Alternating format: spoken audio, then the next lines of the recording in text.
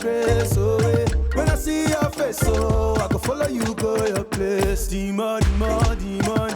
The more, the more, the money. The more, the more, the money. I must pray you the money. The more, the more, the money. The more, the more, the money. Hey guys, welcome back to my channel. It's your girl Maniola here with another video for you guys today. Today we're going to be talking about something that I've been getting a lot of questions on, which is kind of like about my internship. I'm so sorry that I didn't get to record it. A lot of the things we do there are very private, and you know, it's not really appropriate to be recording in that kind of corporate setting. But today's video is going to be about how to secure a Fortune 500 internship and eventually secure a full-time offer from your company as well. So the company that I worked for this summer is Fannie Mae. I'm going to put their logo somewhere on the screen. Fannie Mae is a mortgage company that deals with securitization and securities, and also servicing. So I specifically worked under SST, which is securitization and servicing technologies, which, you know, can deal with cloud, which is AWS, Amazon Web Services, and it can deal with, you know, the business side of it. So Fannie Mae is kind of like the epitome of business and technology coming together. Like, tech can always work, but tech can never work without business. And that's one thing I really learned while working in that environment. So I'm not gonna, if you guys want a video on Fannie Mae and all the benefits and stuff like that, I can make a separate video on that. That would kind of be a good video because I really do love the company. Benefits are incredible, literally incredible. It's a great first job. And I met so many people there that have been there for 20, 30 years. So obviously you can see like people really enjoy what they're doing there, and there's always room for improvement and room to change what you're doing. People do business analysts, people do computer sciencing, people are engineers there, people are HR, people do different things, and they can switch departments as well, just so they don't get bored. So it's a really good job culture environment, and they really, you know, invest in their workers, and that's why some people stay there so long. I'm going to tell you guys a couple of tips on securing a Fortune 500. It is not as hard as everybody thinks it is. Granted, you do have to have a certain prestige about you in general, in terms of like your determination. And I'm not talking about the school you go to or whatever. Like, that doesn't, I guess that matters a little bit, but it's like, that's not the end all be all, you know? Like, you don't have to go to Harvard to get a Fortune 500 company. Like, they look at your grades, they look at your academics, they look at what you're involved in. It really determines whether you're gonna get a shot or not. So a couple of things that I would first recommend is, especially for my minority students, is to make sure you have somebody with you the entire time during your college process, because when you have that one friend in high places, like an advisor or a dean or a teacher or somebody that can put in a good word for you, that is the first step. Always making sure you're on your best behavior and making sure you build these connections. Even within Fannie Mae, I was still building connections even with people that did not work on my team. So building connections throughout your entire college process helps you secure the bag. There's a saying that says, it's not about what you know, it's about who you know. And that statement carries very much so. So for instance, like, I had an advisor, Miss Jeanette, who helped me with a lot of my processes with school and stuff, and just connecting with her as well helped me know about different resources out there. And even my mentors at church who sent me different opportunities that I should apply for.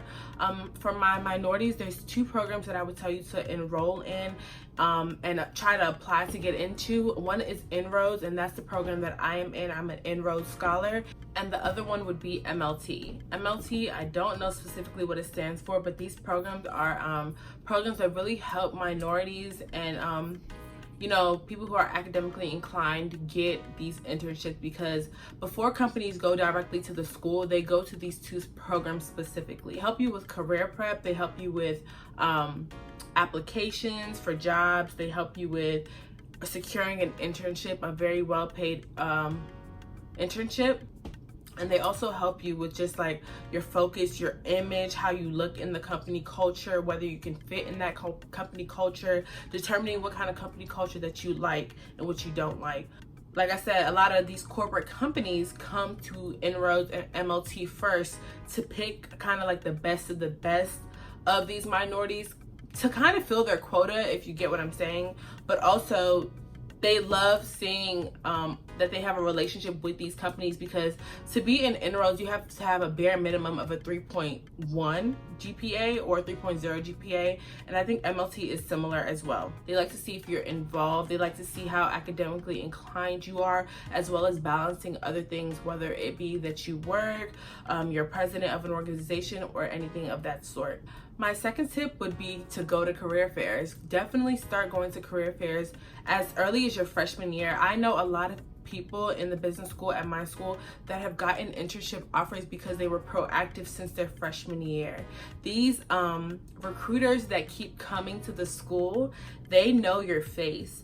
Whether you don't think they do, they know your face. You always have to make an impact at these career centers, at these career fairs, because they're there to recruit people. If they weren't there to recruit people, they would not be there. So make sure you put on your best face. You make sure you look the part all the time.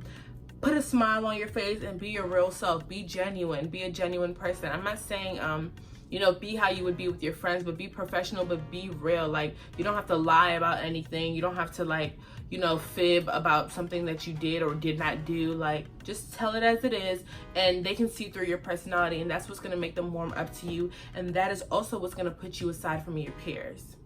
Number 3 would be to use your LinkedIn.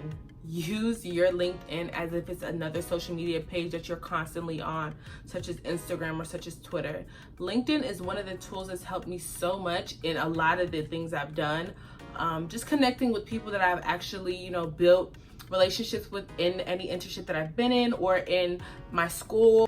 I've been able to see where other UMD alumni work currently, so you can also reach out to your UMD alumni or whatever school you go to and make sure you build that connection through LinkedIn. And these people have worked for Google, Facebook, Instagram, Fannie Mae, wherever it may be, and these people can help put in a good word for you. So these connections are really, really important, and it goes to my first point of making sure you just know what you're doing and when you're doing it. It's not about what you know, it's about who you know.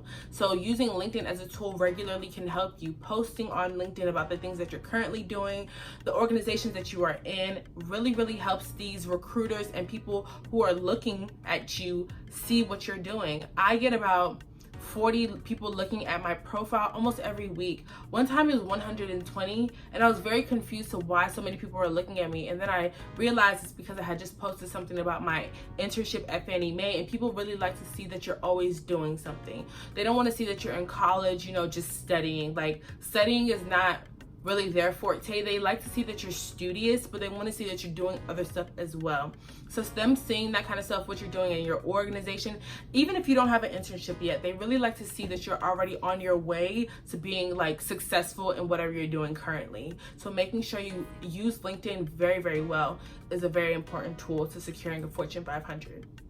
Number 4 would be to research these companies. If you don't even know what I'm talking about in terms of corporate America, in terms of Fortune 500, like, you should definitely research it. As a business major, as an accounting major, international business, finance, whatever it is, if you're in that field, even a computer science major, if you're in that field, you need to know what these companies are about, what they stand for, their morals, their values of the company, how the company started, where the company is looking to go into, if the company is on cloud servers, if the company is going toward AWS, trainings, if the company has, you know, different levels for you to advance. You need to make sure you know these things, because when you get on that interview and you don't know anything about the company, they will not choose you. You definitely have to do your research. You definitely have to see what you have that you can bring to the company, because that's what they want overall. They don't want somebody that can just do what everybody else is doing at the company, because then they would just keep who they have. But they want to advance their company, so they want to keep bringing in new talent, new generation, new millennials that can help progress them into the future that they see. So making sure you know these things about the company is really important. Never lack any type of knowledge, ever, because the company can see that, or they can see that you're not trying to acquire knowledge. Especially if you're not trying to acquire knowledge about their company, why would they want to hire you? Do you get what I'm saying? Like, you really have to put your best foot forward. And as an intern, they want people who mean business, because that's how they end up giving you a full-time offer. Number 5, which is my last point, but may seem very redundant or maybe stupid even to you, would be to do well in school. They are not going to give you an internship if you have a 2.2, a 2.5. Like, there's so many people out here that want an internship. What makes you different? What makes you different? They would choose somebody with a 3.0 and doing nothing than somebody with a 2.2 and is involved in everything, because that means you do not know how to multitask.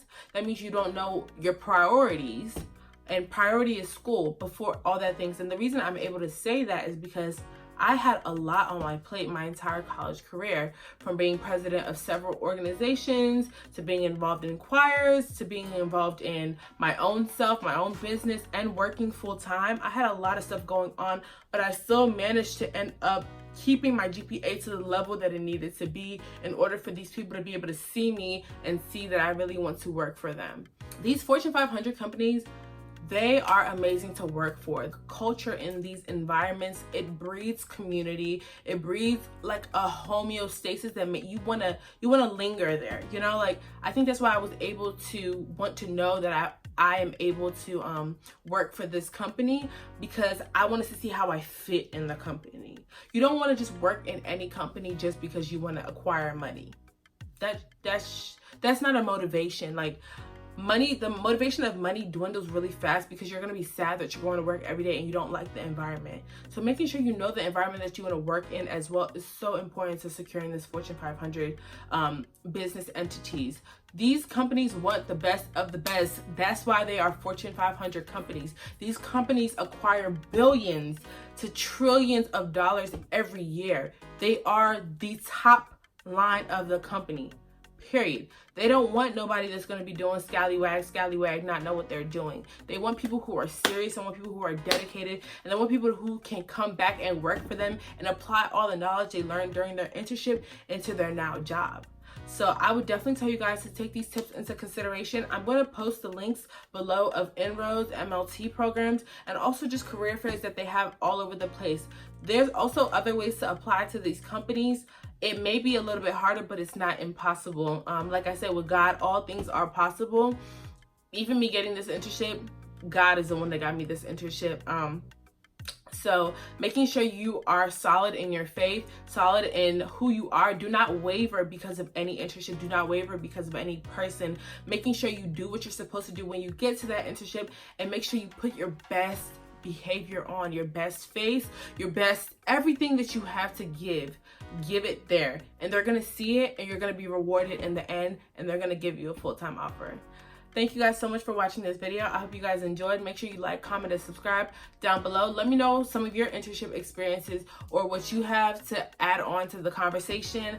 These are just some of the tips that I have. I definitely have some more that I would like to go into, but I'll make that a whole different video about the internship that I had prior and the things I learned from that internship as well. All right, y'all. I'll see you guys later. Bye.